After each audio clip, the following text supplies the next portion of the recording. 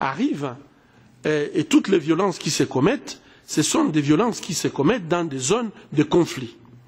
Et donc, si on n'apporte pas une réponse à ces conflits, on va continuer tout simplement à faire la même chose et ça ne va pas changer. Et ça nous a amené, par exemple, à nous intéresser à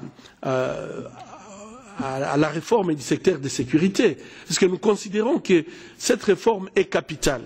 Si cette réforme n'est pas faite en profondeur, on sera toujours avec le même problème. Aujourd'hui, on peut le voir, le mal qui était au niveau des zones de conflit, lorsqu'on a fait des accords de paix, mais on n'a pas tenu compte du fait que ces groupes armés ont fait le lavage des cerveaux des enfants pour les envoyer détruire les communautés.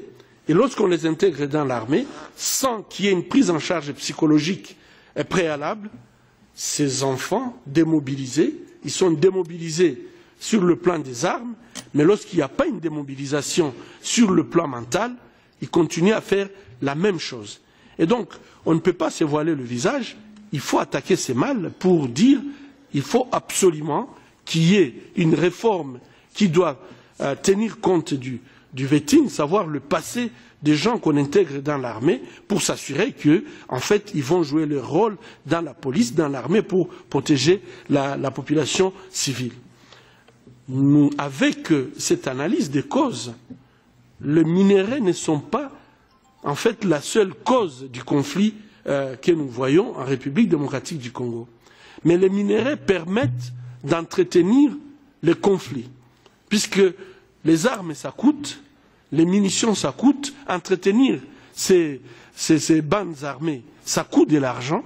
Et d'où vient cet argent? Cet argent vient en fait, de ces minéraux.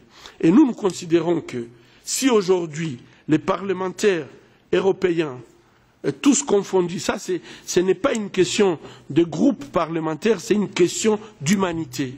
Et je pense qu'il faut aller au-delà de groupes, il faut plutôt parler de l'humanité commune que nous partageons. Si tous les groupes comprenaient l'importance de cette question des chaînes d'approvisionnement, en commençant par la certification. La certification, en fait, de ces mines peut permettre d'abord de savoir exactement qui est en train d'extraire. Il extrait dans quelles conditions? Il extrait avec qui?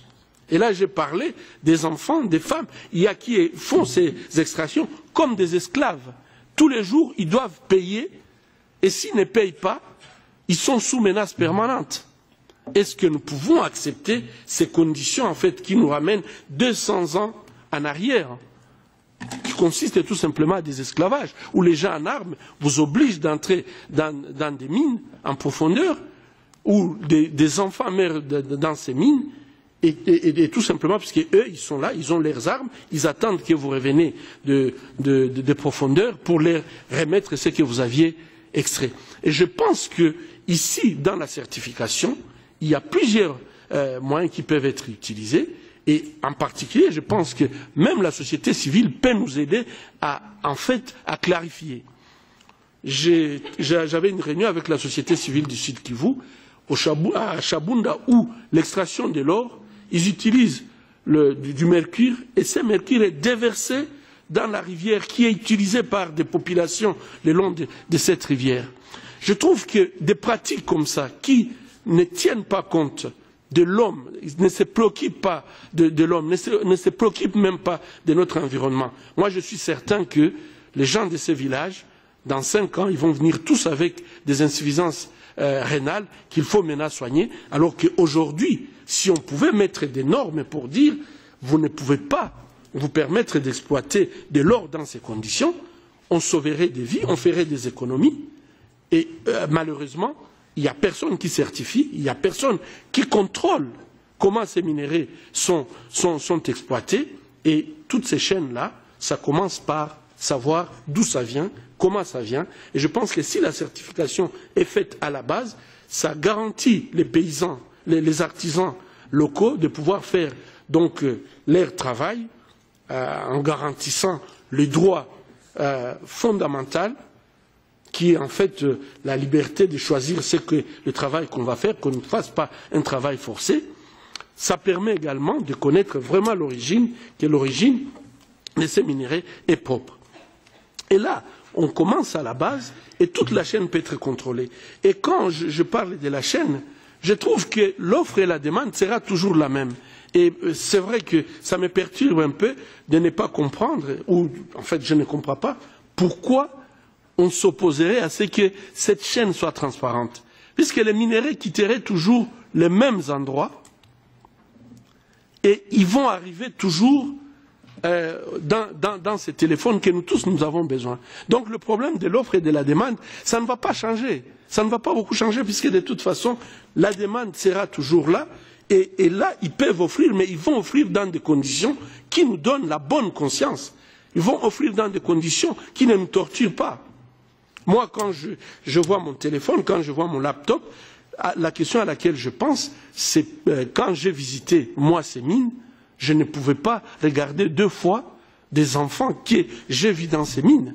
Et là, je trouve que contrôler ces chaînes, ça nous aide tous à pouvoir obtenir ces minéraux propres et ça ne va pas changer grand-chose alors qu'aujourd'hui, tout ce qu'on peut faire, c'est aider à ce que ces bandes criminelles puissent continuer à gagner. Ils gagnent, c'est vrai, beaucoup, mais sur le marché, ce qui va arriver au marché, ça sera toujours la même chose.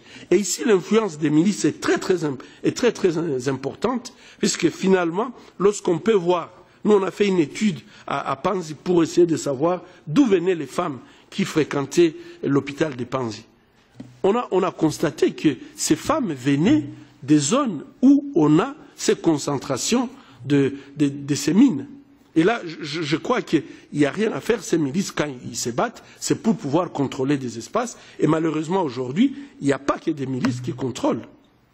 C'est les hommes en armes qui contrôlent ces mines. Et donc, il n'y a pas, on ne peut pas dissocier ces deux problèmes. Le Congo est vaste. Et la question qu'il faut poser, pourquoi c'est à l'Est aussi?